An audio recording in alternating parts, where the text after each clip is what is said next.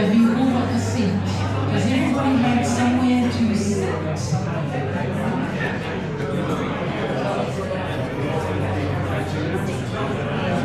We're about to begin. Thank you.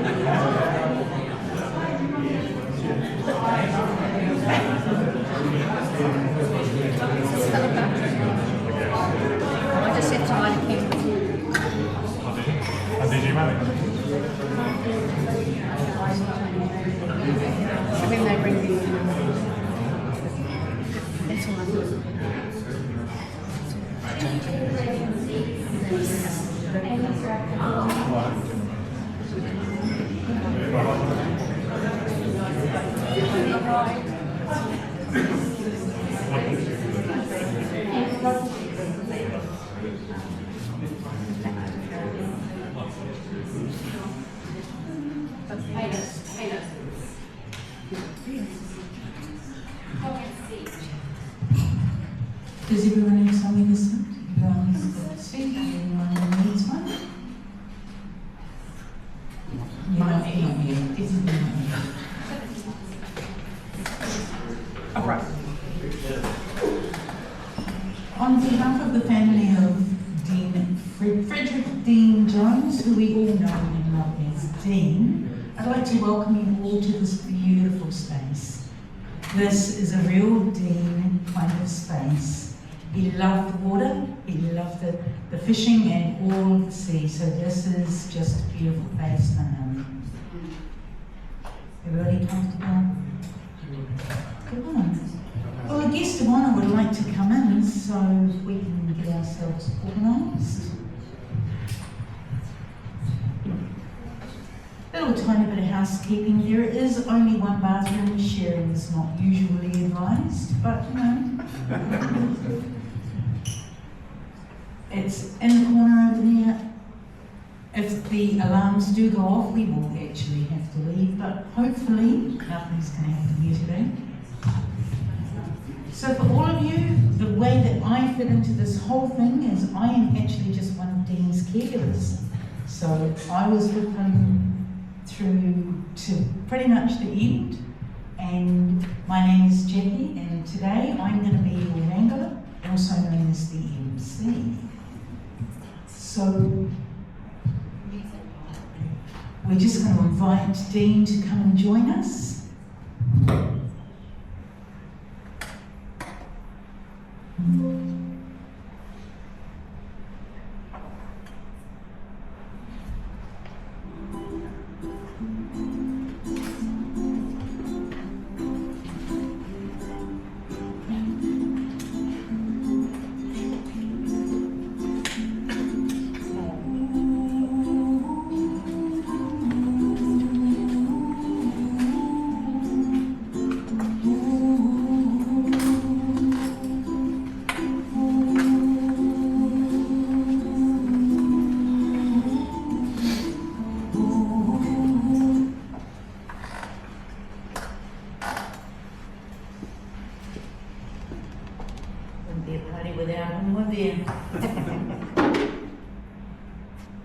Right, today we're here to honour our friend and my boss, and for all of you to get together and spend some time to remember exactly who he was and the wonderful life that he led, and the many, many, many layers, like an onion, that our Dene was. And today we're here to honour who he is and who he has left behind.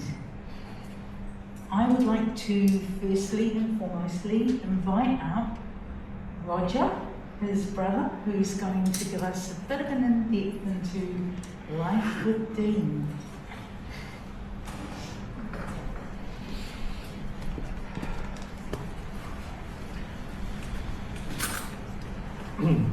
For those that know me, I'm Roger Jones and I'm his brother, younger brother, believe it or not.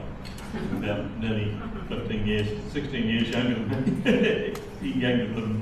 I was younger than him, actually. Now it's the other way around.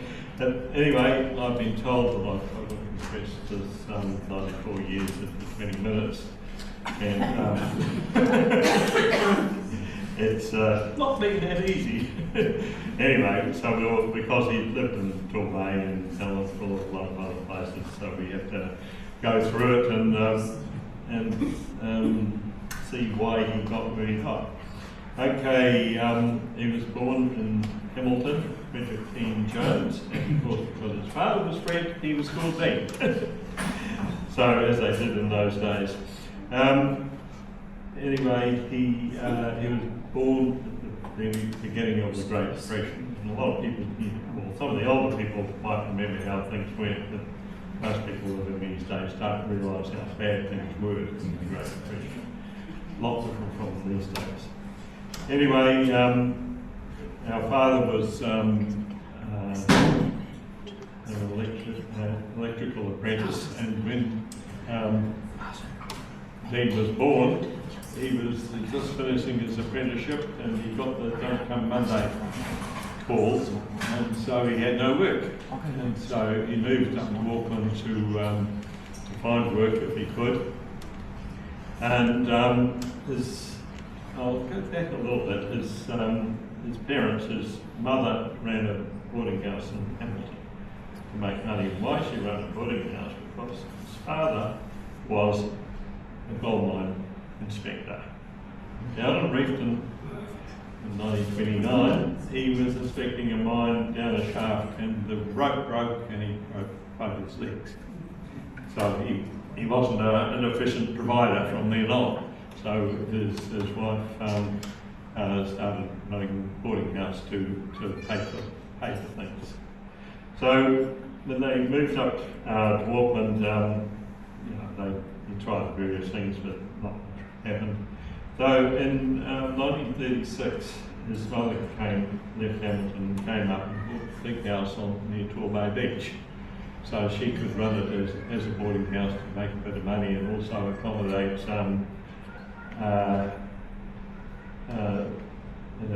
Fred and Alice and their young son Dene, who was 5 years old at that time.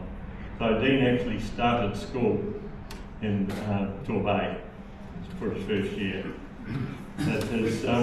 Our father was still chasing work and what have you, and eventually got work over in Helensville for the Watermatter Electric Power Works. The first job he had was they were putting the electric power lines north from Helensville right up, going up north, so they could provide electricity to the farmers in small towns up there. So they were putting power lines up there and using bullet teams and what have you to tow the big power poles and everything, and that was his first job for the power board, just helping on that. And then because he was a qualified electrician, he eventually came to be part of the Watermatter Electric Power Board. So they moved to Helensville to accommodate his job, because he didn't like cycling from Helensville to Torbay on these metal roads in those days. So he got a bit sick of that for a while, so they decided to go to a house in Helensville. So they rented a big two-storey property in Helensville that had half an acre, and so it was worthwhile because it's big enough. They could take in a few boys and they could run chooks in a bit of a garden, and also they bought a milking cow of Tommy Jones. And Tommy Jones used to own the farm just up here. In case you don't know, there was a dairy farm up there. And so they took a milking cow with them so they could survive better up there. And one of Dene's jobs when he got older, when he came home from school, he had to let the cow out to graze on the property around, and of course try and keep it out of the neighbours' gardens. And quite often he got abused by the neighbours for letting the cow into the gardens. But that's how things were in those days. So, and what else? Is Roger Stanaway here? No, can't see him. Anyway, I was just going to say that one of the grocer down the road was Mr. Stanaway, and we used to apparently sell heaps to them, or probably did bargain with them to do that, but his 85-year-old grandson was going to be here today, but maybe he's not. May see how time flies. Anyway, what else happened?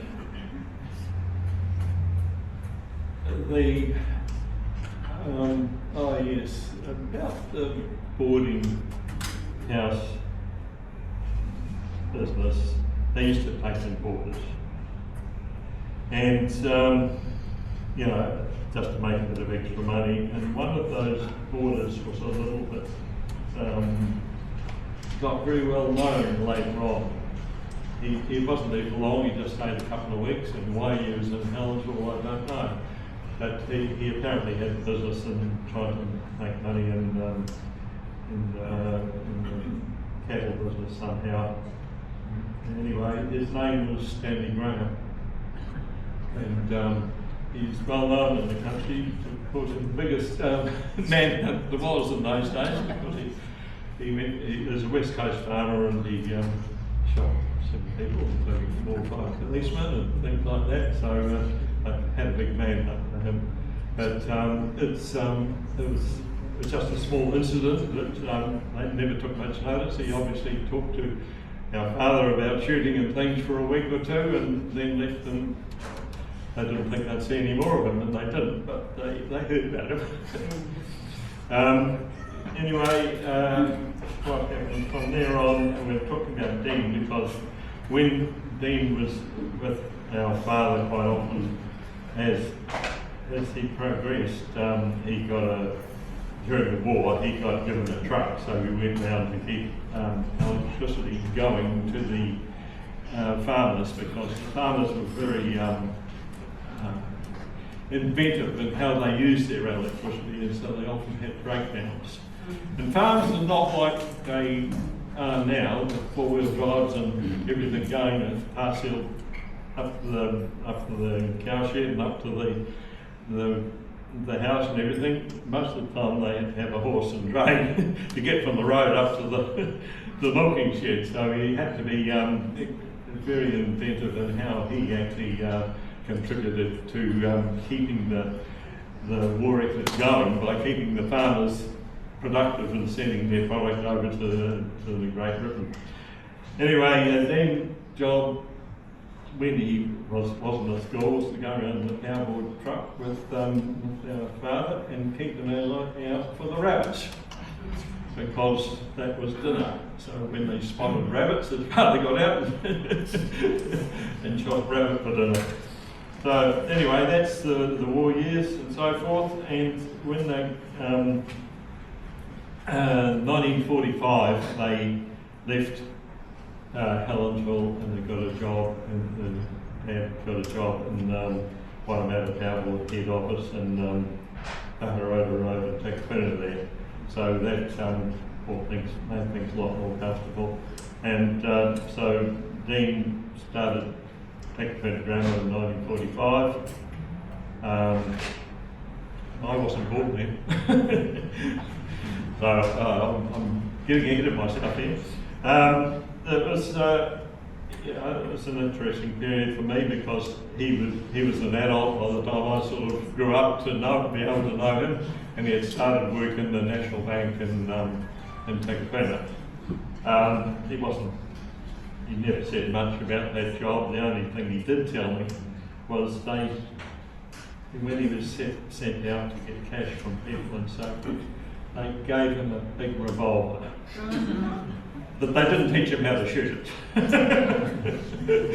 So he never put ammunition in it at all. So that's the only thing I can remember him telling me about that particular job. Then after that, he decided to become a teacher, so he went to Teachers College in Auckland here for a couple of years, and then went down to Christchurch to learn how to become a nature study teacher. And so that was, he used to tell me quite a bit about that. Christchurch was quite a bit different from Auckland and things like that. He had to join the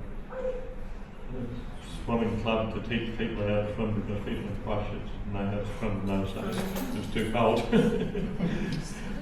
So things like that. But anyway, the result of that was when he came back, he actually, what I learned out of it was we could walk into the native bush and he could name all the trees and all the plants and the insects and what they did in the trees. So I learned all the names of trees. So when I walked into the bush and things that, I knew what was what. And it was good learning for me as well as him.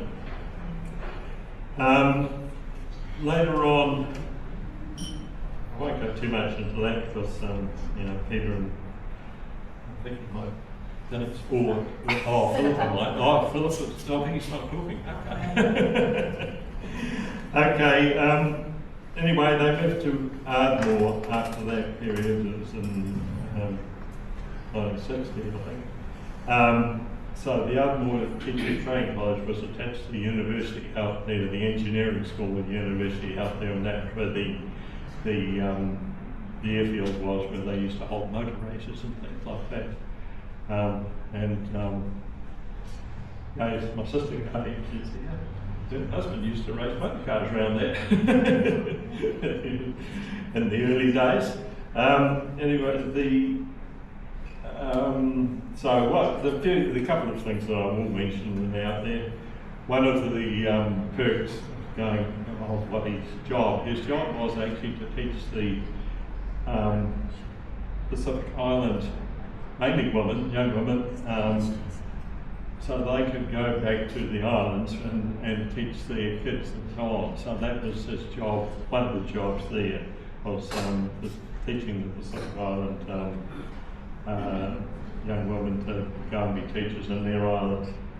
So one of the perks of the job that he organised or whatever, we got to take them out to Little Barrier Island, which is a forbidden island to most of us. At that stage it was being restored to nature, and all the cats had been trying to be eliminated and everything like that, so it was all being brought back to normal. So I got to go over there as an assistant. Probably about, I don't know how old I was, 14, 15 or something. So that was all good, and I remember that very well because it was going in the, oh, thank you.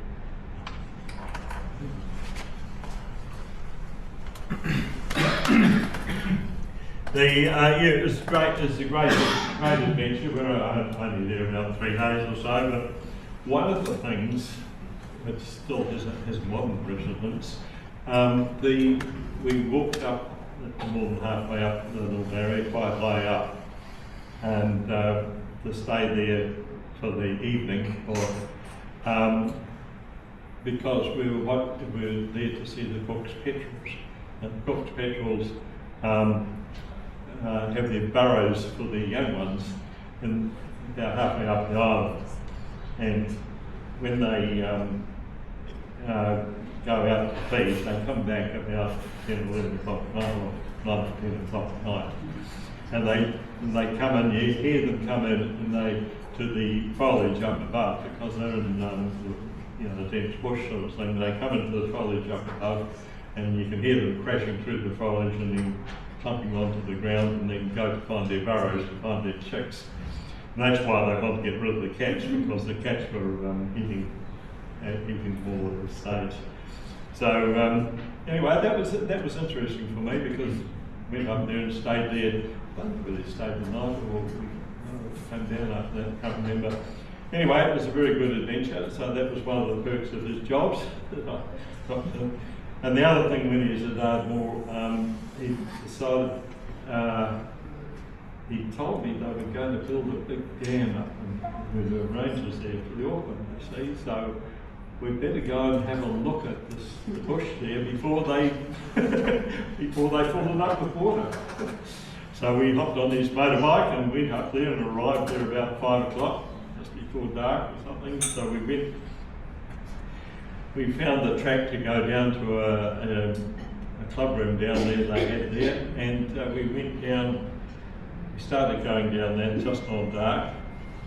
We might have had a torch or something. It was meant to be a well-marked trail, but I found that it wasn't very well marked in the dark. So we spent about 6 hours or more getting lost in the bush, and then coming up and finding our way back up to where we started from, and spent a very thirsty and hungry night. So that was another thing I learned. When you go into the bush at night, it's easy to get lost, so don't do it. It's better to stay where you are. So anyway, that's, I'll let Peter and, what's your last thought? to continue from them. So I'll just continue on to when he retired. So, when he retired in 1988, and he decided he needed to go overseas and have a reason to go overseas, so he decided to find out where our ancestors came from and things like that. So he, we knew we've got a Welsh name, but we were brought up in Ireland. So we think they came across the Irish East, not a big journey, that's down in the 1700s sometime. But the first person that we actually know of, documented, was great-great-grandfather Joseph, who was born in 1795, not far out of Dublin. So anyway, to shorten this speech now a bit, we will continue until in 15 he joined the British Army, and as an ensign went to fight the Napoleonic Wars. Didn't see much action, I don't think. And then in 1835 he was promoted to be Lieutenant Colonel of the 12th Regiment of Foot, and he was sent to the island Mauritius with his regiment. Now, we have to find out why, and Dene went there to find out why. He didn't find out much anyway, but it was a good journey, and it's a good place to go to. He went there with you, didn't he, Philip, the second time? So it's a nice place, and Philip can tell you more about that if he wishes. But anyway, the reason they went there is in 1833, the British Parliament had an act of Parliament to say that you couldn't hold people, you couldn't own slaves in the British Empire anywhere. So they had a few, they were trying to eliminate it earlier, but that was the last act, was 1833. So he got sent over there to persuade the French farmers that they weren't allowed to keep slaves and make them release their slaves, and they weren't very happy about that. And I suppose a few redcoats and a few donuts sort of made them change their minds. But anyway, that's what he was there for. They were there about 6 years. And that was when our great-grandfather was born. He was actually born in Mauritius.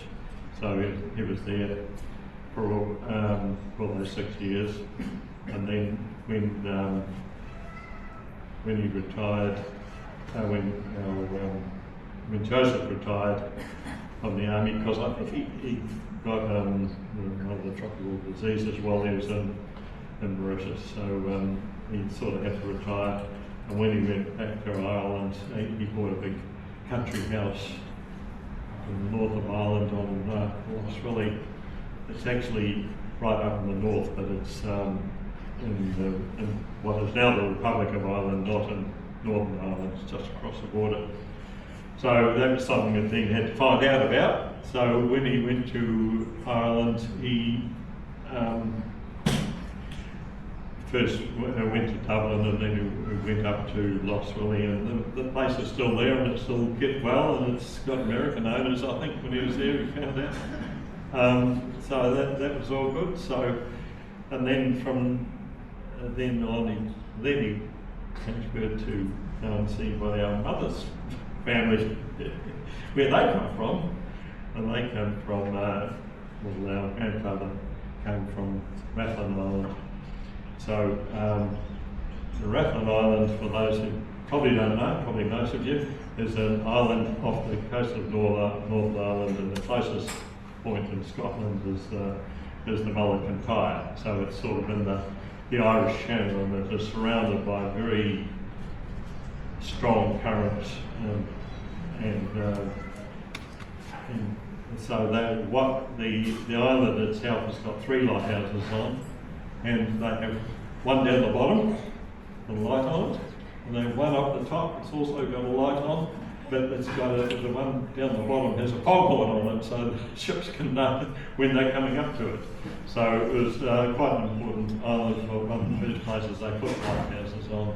So that's where our mother's father came from, and so he became a part of the lighthouse team too, and he was part of the team that was building or rebuilding, I think, the Parsnip Lighthouse at the bottom end of Ireland, probably the most famous lighthouse in the world. But it was quite a difficult job making it so it could withstand the big seas of the Atlantic all the time. So that's where they came from. But on Rathlin Island, it's part of Northern Ireland, but it didn't have the troubles that the rest of Northern Ireland had. The Catholics and the Protestants got on very well, and they didn't fight with each other or what have you. So, my grandfather actually was a Protestant from the mainland, which meant that they couldn't sort of play around, so they decided to emigrate to New Zealand. So that's how that side of the family came about. So what Dene was doing when he was over there was trying to find out all these facts. And it made it for quite an interesting life.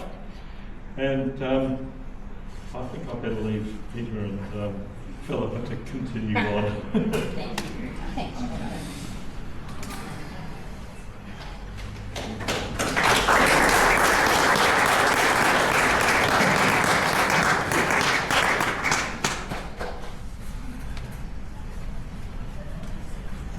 In one of our many sessions on talking about life in general, I was telling Dene how there were times where I wouldn't choose my sister again if I had family to choose, and he told me that if he had to choose his brother again, he would choose him all the time. So thank you very much, Roger. You're welcome. Right, now, we've got some friends at Dene's now who would like to come up and have a tell you all about life. Priestley? Dennis. Dennis, are you here? Yes. Where are you hiding? Yes. Your turn.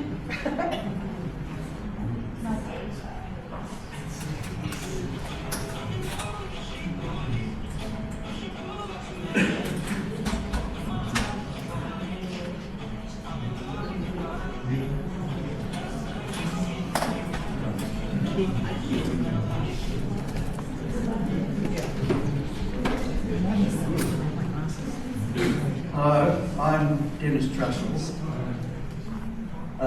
I'm going to read you 1 or 2 short bits of poetry. That is my principal trade, I suppose. I'm a writer and I'm a musician. And I'd better tell you briefly my background with Dene. My parents moved to Ardmore Teachers College in 1962, and I was at that time 16, and Dene and Letty, who's then wife, were our next door neighbours. And so that's when I first met him. I was a neurotic adolescent and then later a neurotic student. And I often would spend time with Dene on the family boat. My father, who was not a sailor, bought a boat, a keeler, and it was very lucky for all of us that Dene came on board to show us how to sail. Otherwise I would not be here today.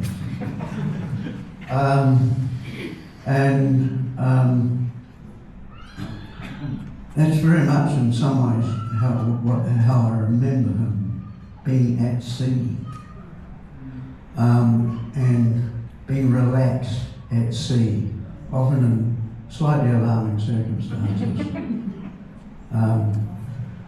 And he taught me an enormous amount about sailing. He was a natural teacher. He had a great clarity of mind, and he could be, very rational and logical in very bad situations.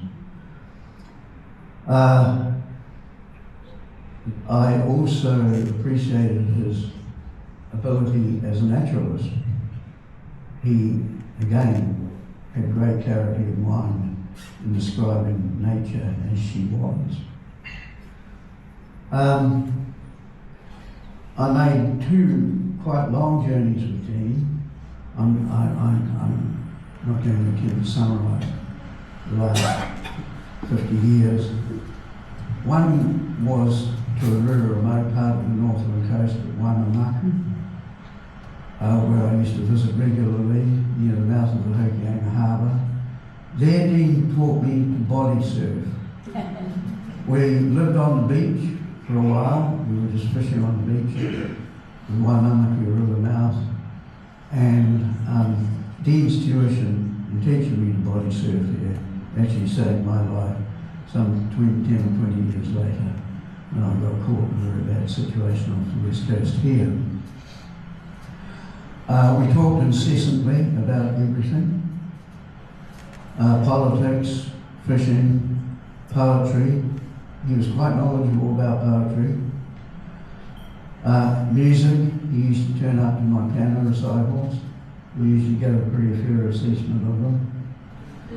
He was a close friend of both my parents, Bill Trussell and Eunice Trussell. And the other place I made a journey with him that was longer than a day trip was north of here on his boat to the area around Carwell Island, and we spent several days exploring that area and the coastline and the islands around here, which I never would have seen without going with him on that boat. So the Gulf and the Auckland Harbour and the Rangitoto Channel are key features, obviously, in Dene's natural environment, and that is why I'm going to read particular poems I'm going to read.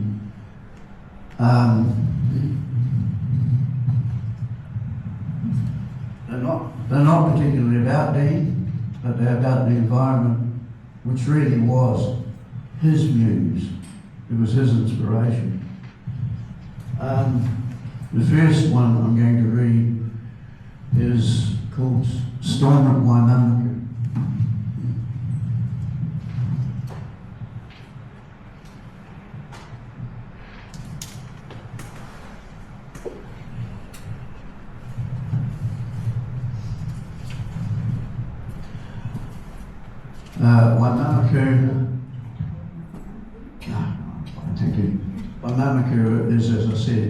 in a very isolated part of New Zealand. And the first time I went there, I was sleeping on the beach and an enormous storm struck us. And so this poem talks about the vibe, the atmosphere of that place at that time, which was about the time I also went there with Dene. Storm at Waimanaku.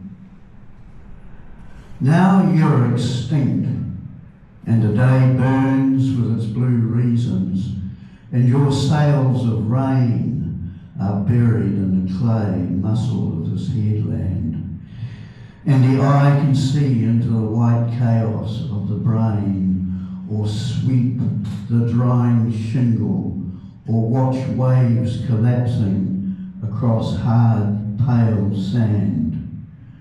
You are remembered. A cobalt bird that broke on us as we slept in the nerveless hills. I looked for a person hidden in your energy. I struggled to find a name in your gesticulations of lightning. Your electric skeleton taking root along the ridges. But dawn scraped the last bones clean, rising incisive as the leading edge of light. Dawn left me wondering at your burnt revelations, your concerns of rain and tree roots. Sometimes in the house of the dark, it's remembered how you shift. Whole nights across the sky, and in the petrified streets of the city, while shadows drown in asphalt, we wait for you. Dene was very at home on that coastline, and that just gives you a slight insight into that particular moment in that general period. I come south now 300 kilometres to here and to the Rangitoto Channel. In the Rangitoto Channel, Dene and I were sometimes in difficult situations on the family boat, including one occasion when the police had to come and tow us home. I won't go into the details because grave family tensions lie behind these things. But basically on the boat, I was the forward hand, the slave, and Dene luckily was the well-informed sailing master. My parents and their friend were often in a state of agitation, shall we say. But anyway, this is again not particularly about Dene. It's about the Rangitoto Channel and of course the island, and it's from a long time called the Rangitoto Sequence, and I'm just going to read you a couple of short sections of that. Crossing from the city in metal ferries, we land on the island that sprawls in its still incalculable nature. Attracted, we gather at the summit, our words hovering above its silence, our bodies remembering the long slope of elevation above sea and isthmus. The island floating is an idea, too perfect to be made of stone and fire, until you walk on its fissured ground and feel the stress as it, like you, struggles to embody time, and like you, must break apart. Seen beyond docks and towers that push human will into sea and air, an elusive island. It could be a silhouette or symmetry of thought, spun up and floating at no particular distance from a city's million minds. dreams, being to each an instance of itself, adrift in the ocean of sense. That there could be such lightness of form projected in the image of such dense rock growing darkly green. Somewhere between the invisible shapes of thought and rungy dodo, its molecular weave of lava and plants, the mind's sea moves in genesis, making islands of the actual, shores for the beaching of dreams that are born in the body. Thank you.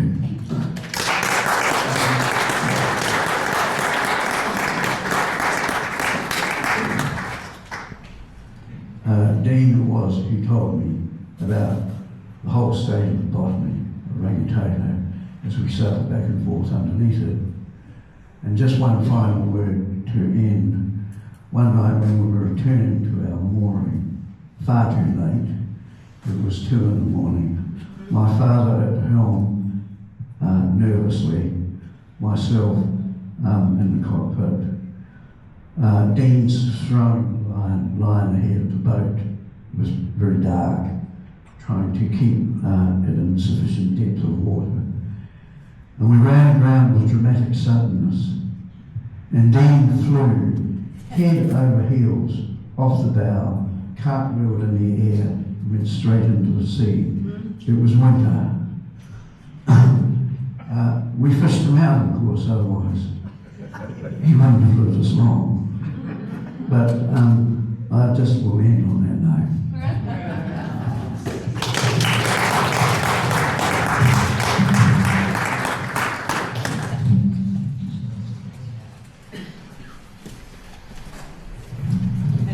Bit of a giggle about that one because Dene told me that story. He said he was with his best mate, his first mate, and his right-hand man. Which one? Yeah, good point. I now have my glasses and see what I'm doing. Okay, next up is Dene's son, Peter. He's got a few stories to tell us, I would imagine.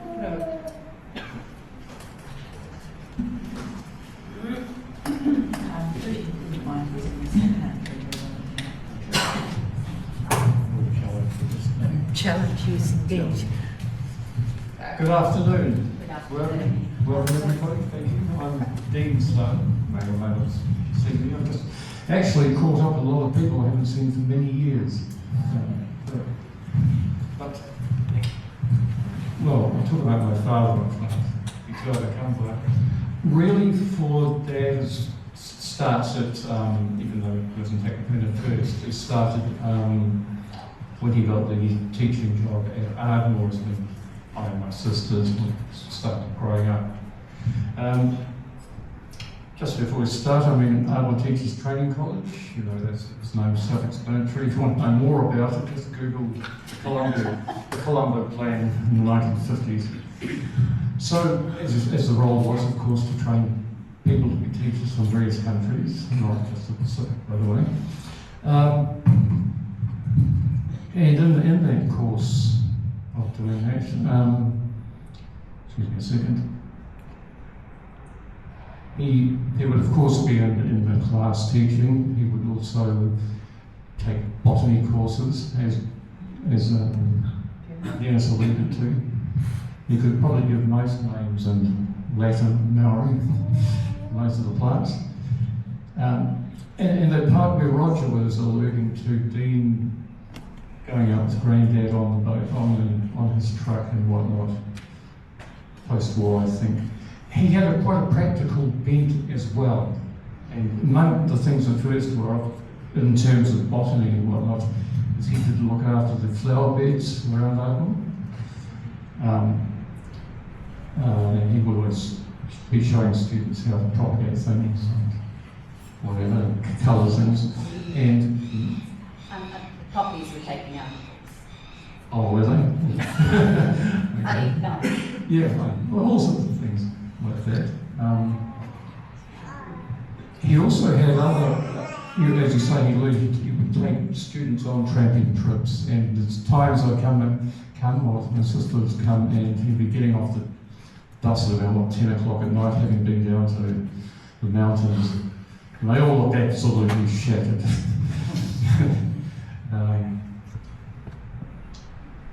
He also, as you say, of a practical bent, he took a stint at being a film projector. They little, Argyle had loads of utilities and places. One was he was roped in. I can remember winter days, and you'd have these great big whacking iron rods, carbon rods, which kept the place warm.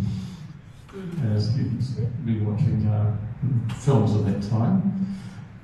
He also, because of his scope of what the world was, we had a refractory flipping telescope. So he'd be out there with the stellar map and everything and pointing it. And he's quite a precise man with things like that. Also, one point at that time, a farmer in the region around the area, he went sick, he had to go to hospital. People were frantically looking around, and he offered he worked for 4 days milking the cows and everything. He just did it straight off his back. And I think he's, he had that very practical bent as well. The other activities, of course, was had loads of his sports. My sisters did some hockey and stuff like that. And for us, it was badminton. Dad and Mum were keen badminton players. And during the course of that, he met other people. Arthur, who young is here? Arthur? Hello, Arthur. Your father, is it? Yes. Your father? Getting his name now. Chin and a few of the Malaysian students also played badminton keenly, and there were sometimes when they came around to our house, out came the mahjong set, all the old singing by there, all had dinner and watching, and it was 20 years he went missing. He left, and we just couldn't, he went missing for us, and finally he's turned up on his behalf. Thank you very much, Arthur. I'll probably get on the yachting actually, because as Dennis and Roger had alluded to, big boats, he had on that large boat, yacht he sailed. He did sail on another one down to the Marlborough Sounds with, is it Dr. Avery? The Papillon, yes. I wasn't on those boats. Oh, but I was on the ones with trussels, and what Dennis he's shown that he was a superlative sailor. He grew up with small boats in his younger days. Anyway, so when we moved to Torbay, one of the first things he bought was, of course, a small indoor cruising tub, if you like, called Hartley, if anyone knows those, 18-footer. You could beach the ones that had the retracting keel. And so we sailed all up and around the Mahurangi, and on one occasion we went to Great Barrier Island. That was perfect weather for it. Coming back wasn't. Probably weakened the mast, so it broke a few years later. And then he switched his mind to a paper tiger, which I love, the catamaran. So we could sail out there. It's usually probably a one-person yacht. It didn't matter. We would just load up this big plastic bag, stick it onto the sail, and just sail out. And then we'd throw out a line, catch some carwine, beach 100 islands there, and he could sail. And on the other boat, the Hartley boat, more precision here. You'd have the map of the marine map of the Thames. And he'd studiously say, right, here's the current's going this way, the wind's going this way. And I'll tell you what, he was pretty exact because of the little protractor. He didn't need the internet. There was life before the internet there. Excuse me 1 second. Yes, I said that when his contract ended, he had already bought a plot of land up until then, which required about a good couple of weeks of chopping all the doors down. We didn't use anything sophisticated like chainsaws. And I remember it being a particularly hot summer. And of course, we attracted all our neighbours. All our neighbours come around. So our community, as children were growing up, we had all that space. There was an empty section, we'd play volleyball. You know, we did all those sort of things, not glued to the pocket phones. Excuse me.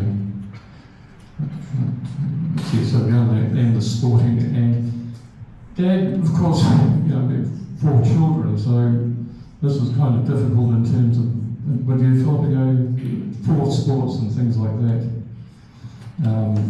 It could take quite a bit of time to do, but we always tried to look at all of us and see how far we could go. And what grade A badminton film? No?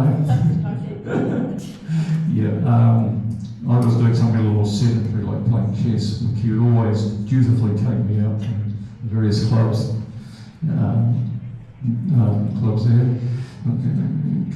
And we're here looking at, of course, being a teacher, everyone thinks teachers get all this time off and whatever, so yeah, they do, it was great. We would go camping, and Dennis was alluding to various remote areas in northern New Zealand. We concentrated mainly on loading the family into the old Holden, to the gunnels, with the plan, the tents and everything. And so we would be mainly going up Northland and drive around, and also the Coromandel, and the big one, the Pierce Dollar Resistance of camping, was travelling around the South Island. And in those days it was just getting the booking was quite hard. But we did that. Was it? And that could be quite trying at times, being a hot car, dusty metal roads, whatever. And we would then pitch a road. We mainly camped, because there's lots of open space then. We could mainly camp, and one of the ones he was, wait for this one guys, he stopped the car and sort of hopping right along the road. He says, right Pete, we're going now, just pull over. And he's pulled over, and he pulls out his 22. And I'm walking behind him, and he's waving like this. And he wasn't too good on this one. And I'm saying, miss. He missed. I didn't particularly want. So yeah, we're trying to live off the road and live off the land simultaneously, and now we get to have shops, I'm afraid. Okay. In terms of with the camping as well, came once again, Dennis, you stole my thunder. What would we call it? An environmental movement was starting up in those times. You know, there were. In fact, Dad was even looking at people of the previous generation, Dennis might have known them or not, saying, look, we've got to be careful, especially in light of at this time, the Lake Manakuri. You want to see some of the plans the government were making for New Zealand as to what they were doing, and say, well, this mightn't be the way to go forward. Would that be right, Dennis? Yes, it was. Dennis and, no, I was in some of those. I went with Dennis. An English writer, Mr. Sewell? Graham Sewell, yes. I never forgot that, Dennis. And that was quite an eye-opener. So Dad, because of his love of botany, because of his love of flowers, trees and everything, you could see that we don't want things to get out of balance here. So he'd always talk about that until quite recently, actually. I will leave it at that there. On his retirement, so I'd gone to school, we'd all gone to school. I was starting to move away, people moving and staying in other places. We were growing up, basically. At retirement, I did stay for this one, but he and his new wife Lorraine Roger was talking about, I didn't really go into such depth, about family. He had spent hours at various places trying to work out our family tree. And he took me through some of it. I take his point about, he went right back to the Napoleonic era. Places in Northern Ireland, I believe, Liverpool, we're talking about that, before they migrated out here to New Zealand. And they went, so he did go to England, Northern Ireland, separate country, and he went to the Imperial War Museum looking of his ancestor, his ranks and stuff like that. After that, he did his tour of, he sort of went around parts of Europe and France and Portugal, which I'm sure was to do with the Napoleonic Wars or something. And then he did another trip, I think, did he go to the United States? I sort of vaguely remember he had friends, he knew people there. And he took the Greyhound bus across the country, which was quite, relating to that one, I thought, that's it. You're a brave man. And he did.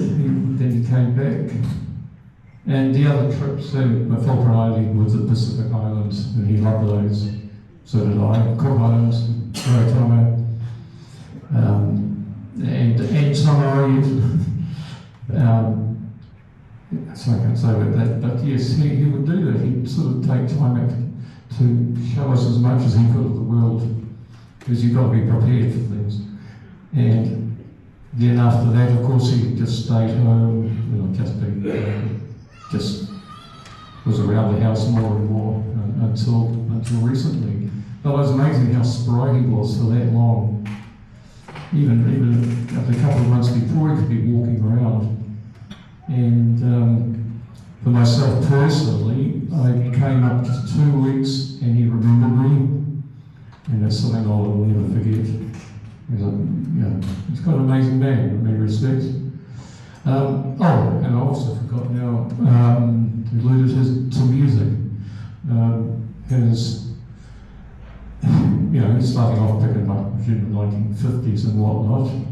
And the music that I had, all those old vinyl records that we all have. And his first one with Mum, actually with Letitia, was opera. Not the big opera. He would play records like that, like Caruso and whatnot. And at that time, later on I've come to really appreciate that, and that's due to him. He also had a harmonica, which I made him play, a guitar, which his style tended to be country and western, but an Irish look to it.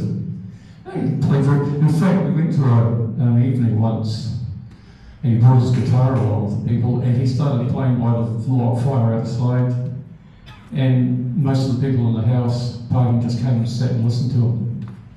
And these were younger people too. This was people my age. So he did that. One other aspect of music, when the town hall came, he'd look at something and said, right, people are going. And I don't think any guys came with any of those. And so any bands, say the Dave Brubeck Quartet, jazz bands, quite a few different ones. And Ravi Shankar, if you're into that. He was just interested in a facet of something he wanted to go and explore it all. After that, or during that time sometimes, we'd visit various coffee music places like the Polter Park. Anyone know that? No? Polter Park is sort of like folk type music. And I'd go sometimes to that. What's the other one? The Devonport Folk Club on the hill there? Is that the one? Bunker. What's that? The bunker. The bunker. Thank you. Thank you. I was breaking my brains over that one. I like Roger actually. And of course his favourite, I think, at the end was one-to-one with Chris Presley. Chris, pleased to meet you. And that was him. But later on, I don't think he would always be out there staring at the window. He might sometimes play. He used to like playing the harmonica. And he'd be sort of staring out there and thinking of something. And unfortunately, at that time, well, he passed. As I say, I was so glad myself that it came at that time when he made big thank you, Philip, for that. And yeah, okay, thank you very much. I'll leave you to your own memories. Thank you very much.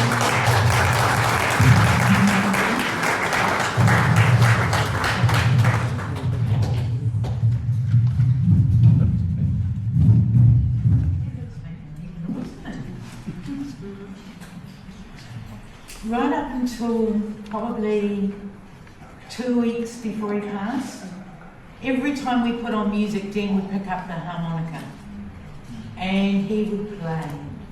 And he was good, surprisingly good. Managed to keep in tune and did a great job. His love of music was incredible. And so I would like to introduce his good friend and his music partner, Chris Presley. You are world famous in Dene's world. Put that there, if we can put the mic there, is it up? Make it easy.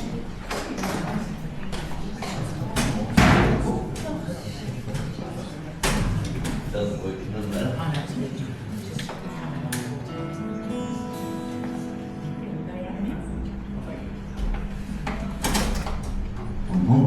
Yes, so Dene used to come into 121, and I think maybe even when it was the Atomic Cafe before I changed the name, and it was always a joy to have him and Philippa and Steve, and sometimes he brought his brother, and sometimes he'd play the harmonica. And I realised that we actually got a little bit in common, because I only really met him in the last 15 years or so. But my dad was the postmaster of Browns Bay, so I grew up here as well, and went to Rangitoto College and played badminton.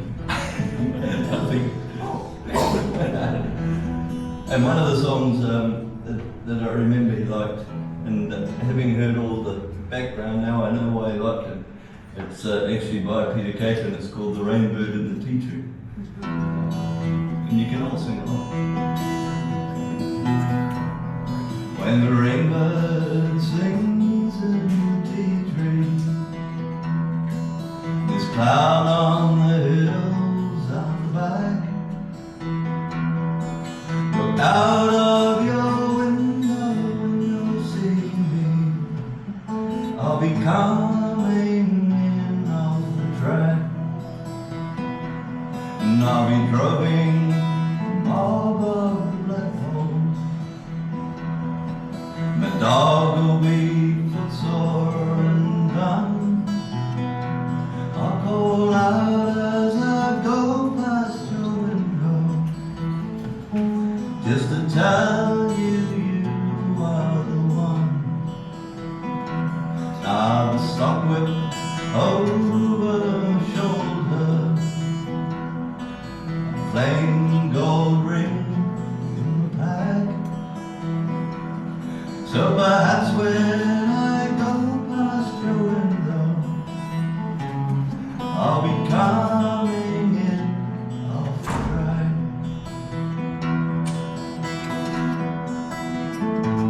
Harmonica solo.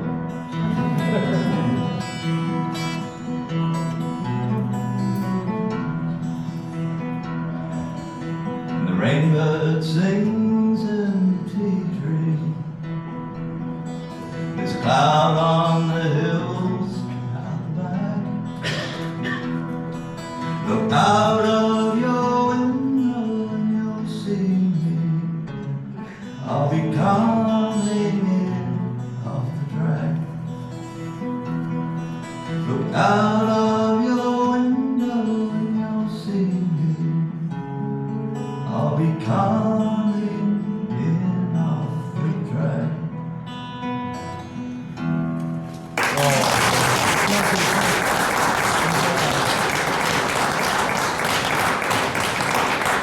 I used to go to the Paul's Park when I was a young, and they were at the bunker last Monday. So Thank you, Chris. that's for you, Dee.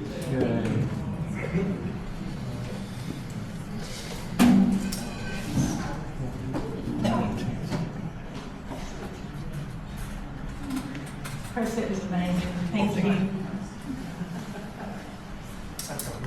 For our last formal speaker for the afternoon, I'm going to invite up Dene's daughter Philippa to come and share her thoughts and feelings and impressions with us. So I'll read.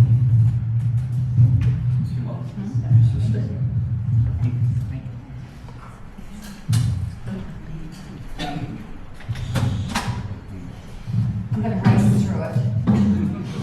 Just saying. Because I've got the book and written down. The condensed version. Can you hear me without this? Yes. Would you like the microphone? Yeah, you This way. Oh, better read I got used to talking loudly. His dad was deaf, and then he told me, why are you talking loudly? Thank you. Oh gosh, thank you for coming. It was one of my, as I've probably told all of you, my fears when you get to such an age, most of your friends pass. And no one would turn up to your funeral. So thank you. Really special for me and for the family. Dad was all about people, relationships. He'd pick strangers off the street and bring them home, basically. Dad, I look back over the vast shore of your life, some points of view obscured, but your footprints, your light, and even the shadows linger. What are the essential characters of you that have carried you through life? What are the core threads that have woven your story? These are what I am curious about to share, to give meaning and pour light on a life, your life, long lived. Looking through a wide lens, particularly from the last few years, casting my eye back to your beginning, I've caught a sense of you. Enduring patterns sustained your journey. It makes me smile a little, a simple recognition of the quiet humanity that resides in you.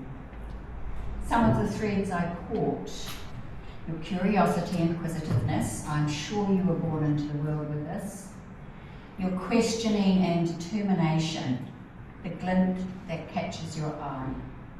Your mind, made up, is not easily dissuaded. And your spectacular selective hearing and deafness to the words no and can't, and your seemingly fearlessness are all enabling you and the foundations of your experiences that have shaped your life. I have laughed and rolled my eyes. I also have cringed a little at some of the misunderstandings, perhaps, of what seems impetuous and errant behaviour, to soon realise that it is both your enthusiasm and your lack of imparting all the information that you could. I even think now that this is a strategy to safeguard you from the, no, you can't do that, Dad. I think also I remember you ringing me up through COVID and saying your dad's visiting Lois. Does he know it's level 2? I don't think I remember. Good luck with that. What that also meant was for anyone who was along for the ride, there was no option to escape. You just had to go along with the experience and learn from it. This led to some very interesting episodes, as you've heard, while caring for Dad later in life. This learning by experience was a fundamental driving force for you, Dad, to share this with others, and I'm sure it gave you a great sense of purpose and joy. It is probably no mistake that you ended up in a teaching vocation. Yes, he was a lecturer at, won't go into it, into Ardmore, but he became a nature science specialist. And his territory that he covered was pretty much from North Shore to Wellsford, about 30 schools. He loved that job. He just loved it. Later on in life, your cohort of specialist science and nature study teachers were honoured and recognised by the government for your efforts, curriculum and journals that were used through the primary schools at the time. These were resources that were archived and used later as a resource to be implemented in part again in schools today.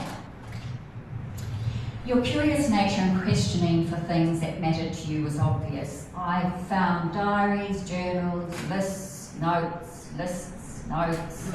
Articles were collected and points of interest underlined. Notations on the side were for further investigations. Also found were compilations of music sheets and notebooks of song lists. And I remember most of those songs. For those of you who don't know, Dad played by ear. He could pick up any instrument, and again, as you heard, right up into the end, he would pick up that harmonica and play. I would dutifully try and strum some tune that I could remember. I knew chords, couldn't hold a tune to save myself, but he would just sit there and he would urge me on with the harmonica. I don't know how he did it, because he didn't have a lot of breath. The playing of, the listening to, the dance, the sharing was very much in his blood. This lived through his life and ours, and was one of the last things that you listened to before you passed away. Dad, and you've heard this, had a particular fondness for the Cook Islands, the people, the land, the music, a relaxed lifestyle and simplicity. Those beautiful soaring church choir harmonies and the seductive beat of the drums as the outriggers and dancers performed. And Veronica, you'll hear a bit later, brought that very much into his life. Veronica is one of his key carers and a friend of mine who was with Dad for over 10 years. The whole family looked after him, by the way. You've heard of his travels, and there were many. Visiting family members were really important, especially as he aged. He very much enjoyed trips to see Vicky, both in Christchurch when you were there. I think we stayed up with you, Maria and Mike, on our way back. Then Vicky in Fiji. Where else were you, Vicky? Not Africa. And in Fiji he was fussed over and entertained very well. Trips to New Plymouth, to Peter and Christine, taking him on many side trips around the area, and ritual coffees and newspaper reading with his daughter-in-law Christine. To Caleb and Liz, the journey up the Brindewins to Opua and the car ferry ride over to Russell was always an adventure. The Christmas gatherings on offering and birthday meetups he enjoyed and looked forward to immensely. As were all the family gatherings. And Caleb, I found, he had started to write your family history. I found that cool.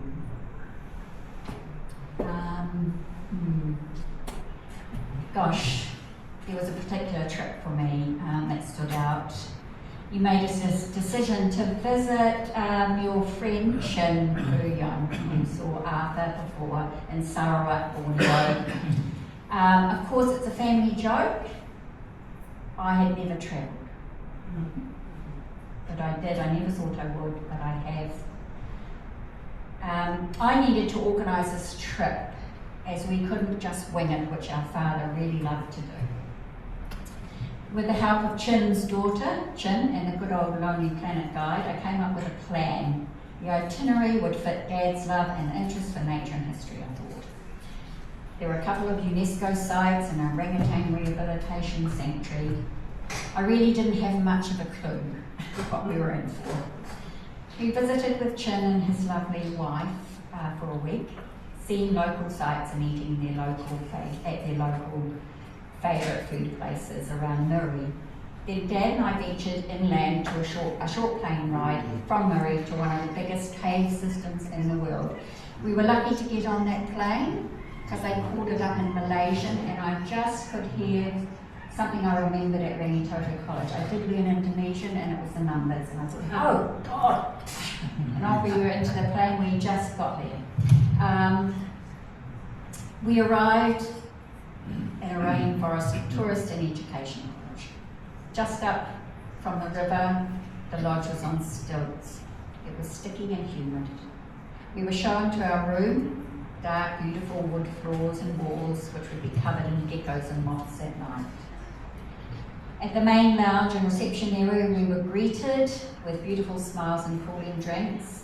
Dad settled in, and I had to just get into that old pool, sunk into the terrace by the reception area.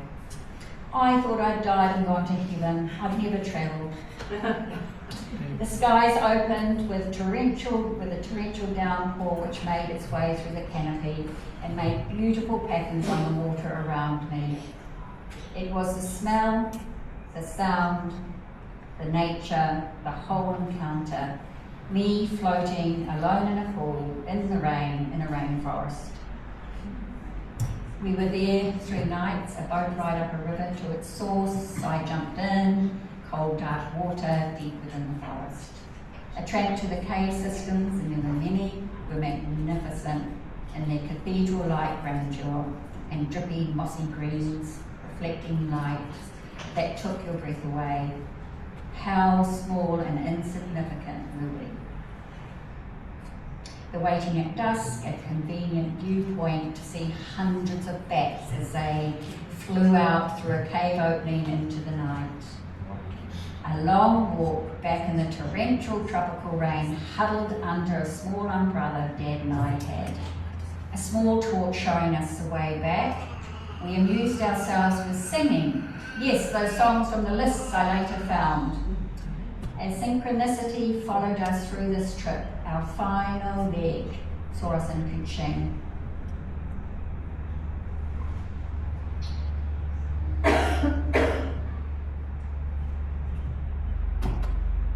On a guided Nature Day tramp in the UNESCO site of Buffalo National Park. The synchronicity was I simply rocked up to the couple at the reception desk and asked politely, with some curiosity, I learned that from Dad, who they were booking the same day trip I was interested in. What transpired was we joined them. She was a nature science lecturer at Training College in Penang. The same vocation, pretty much the same age as Dad was all those years ago. Suffice to say, we remained friends and keep in touch. They sent a post with their condolences and said, don't plan too much. Some of the most beautiful moments of your life are actually unplanned. I'm doing you, Peter. In the last year and a half, Dad's physical capacity had declined. This had been a gradual thing, and he was aware of his situation, even until the end. His memories would fade in and out, but he was present to the day until he wasn't. Dad had talked with me his concerns a few years ago. I remember the day he came into the kitchen and said, I think you'd better keep an eye on me, my brain isn't working properly. So we sat down and discussed what he wanted in his last years, however long that took, and he got his wish. So for the last year and a half, we needed 24-hour care. It continually amazes me again how the universe conspires to make things happen. I think because of who Dad was, I feel he and the universe, well, he really attracted the very people he needed. It was also apparent to me this was a collective, symbiotic relationship. Everyone was taken care of and had an extraordinary opportunity to learn about themselves and Dad. I'd very much like to thank Dad's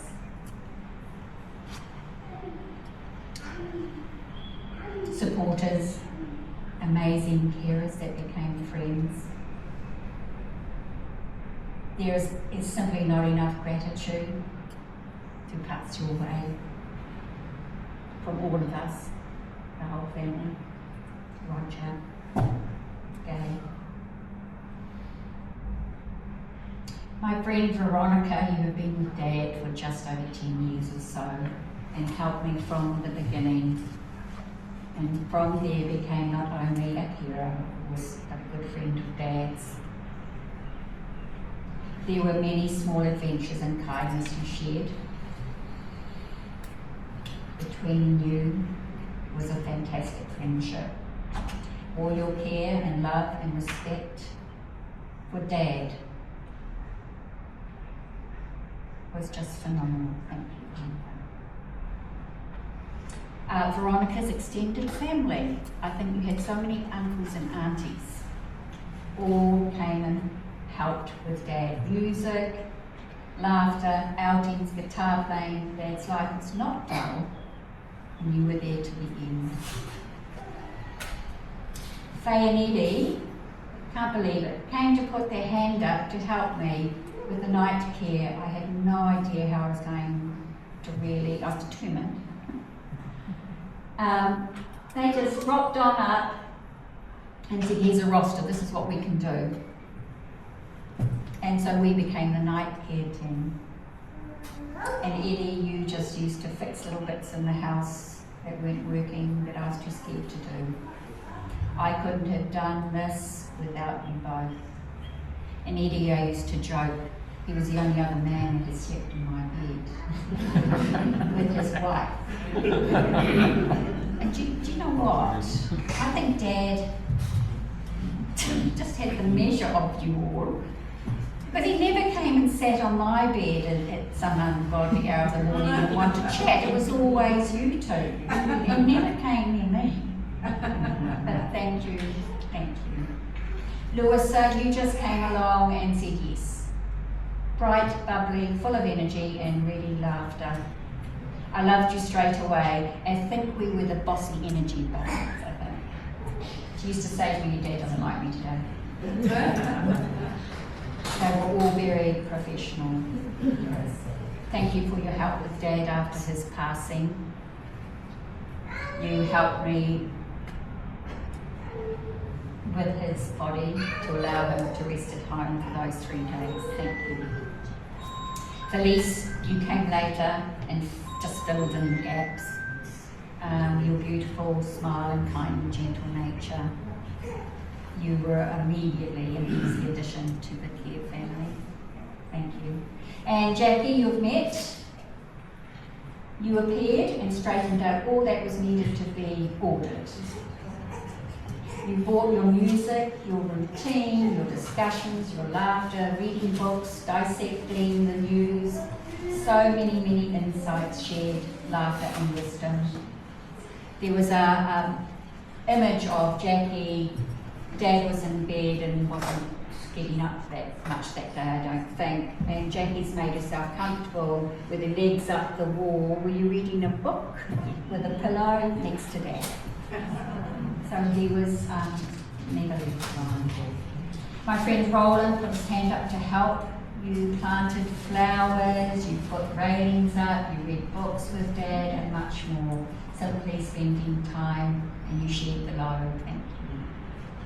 Roger and Steve, you've been there a long time, quietly in the background, jumping in when needed, taking Dad for car rides, to music, whatever was needed. And thank you, Dad, for allowing me and many others to share your life and to take care of you in the end. It's not an easy thing to allow. And you did this without too much growling. Well, the occasional bugger off, I'm told. Good on you, self-determined to the end. I'm almost there. There was a moment at the end for Dad when you slowly became unconscious. You managed the last little kiss. I kept myself busy talking to you, tidying up everything that didn't need tidying, crying my eyes out, thinking of all the dinners I wouldn't be preparing for anyone, for you anymore, those empty containers staring at me in the cupboard. The afternoon was full of these moments until I stopped, finally tired. I rested and took a moment. It was gentle and soft, and all was well. Later I came to say good night, and decided to play my guitar for you, quite loudly and in a rhythm to your heartbeat, which was working overtime. I think House of the Rising Sun, Chris, was all I could come up with. Then I stopped in many ways of doing House of the Rising Sun on steroids. Then I stopped about 10 o'clock at night, and in that moment I caught a glimpse of you, Dad, a feeling of you. You were free, wide-eyed, amazed and in awe of all that lay before you. In that moment I felt a tremendous joy for you and laughed. You bugger, I said. Please send some of that down this way, the world needs it. You went quietly the following morning, your life full and complete. I just want to finish off with, gosh, I've tried to write this for 3 weeks. Anyway, 2 o'clock this morning. It's a Nina, it was sung by Nina Simone. It just caught me in the moment. It's about slavery, but it's just the quality, just captured me. It was called How I Wish I Knew How It Would Feel to Be Free. Wish I knew how it would feel to be free. I wish I could break all the chains holding me. I wish I could say all the things I should say them loud, say them clear, for the whole round world to hear. All the love that's in my heart, remove all the bars that keep us apart. I wish you could know what it means to be me. Then you could see and agree that every man should be free. I wish I could give all I'm longing to give. I wish I could live like I am longing to live. I wish I could do all the things I can do, and though I'm way overdue, I'd be starting anew. Well, I wish I could be like a bird in the sky, how sweet it would be if I found I could fly. Oh, I'd soar to the sun and look down at the sea, then I'd sing 'cause I'd know ya. I'd sing 'cause I'd know ya. I'd sing 'cause I'd know. I'd know how it feels. I know how it feels to be free. See you later.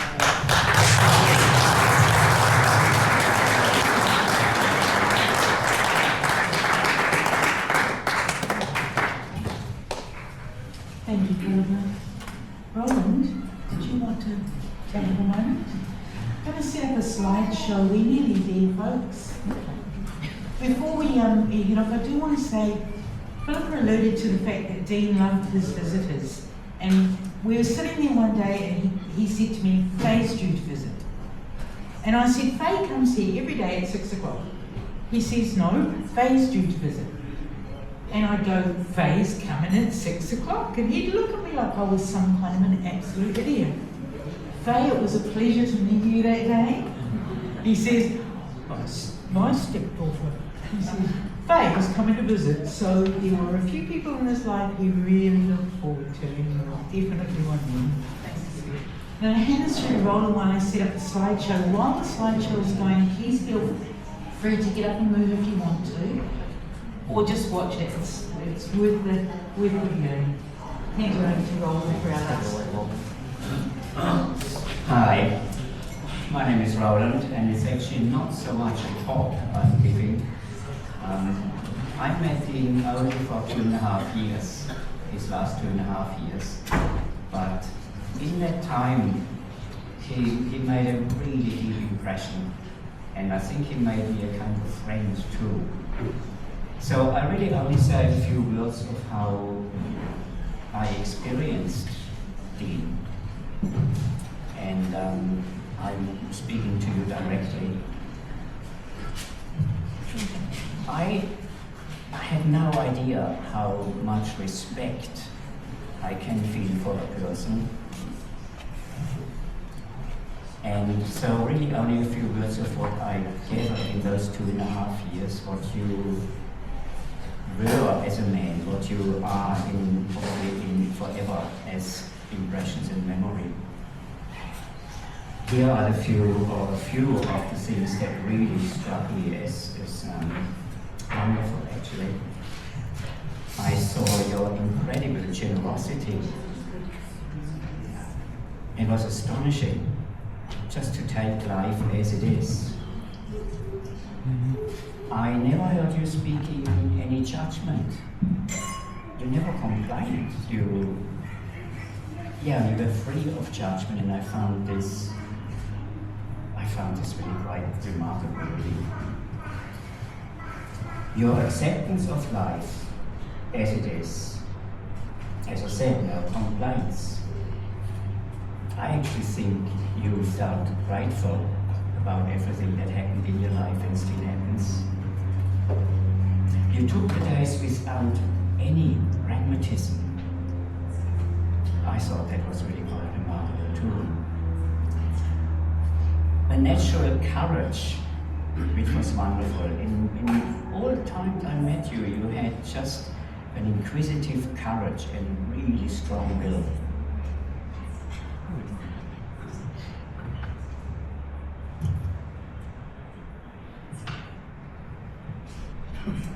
What I thought was remarkable was your measured, gentle superiority.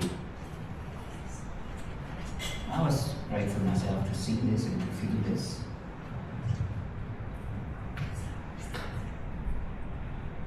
What was above all, I think, was your kindness.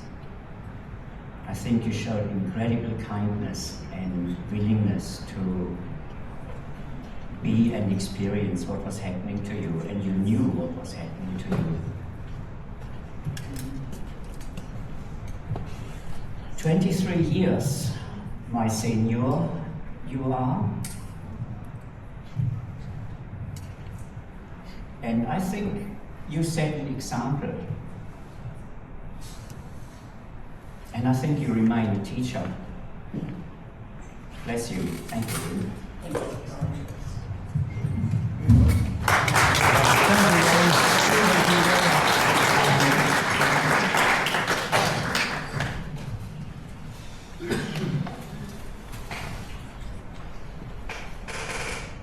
Technology, always funny.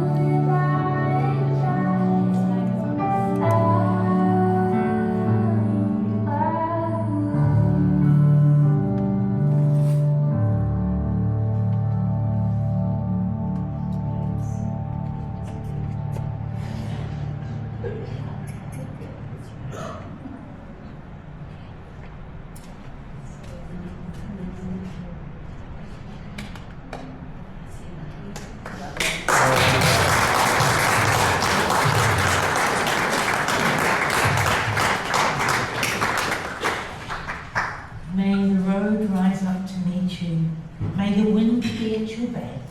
May the sun shine warm upon your face, the rains fall soft upon your fields, until we meet again. May God hold you in the palm of his hand. Everybody, there is tea and coffee and food. We'd love for you to stay. Share some stories with everybody. Come tell family all about everything that you would like to share today. Thank you all for coming on behalf of his family.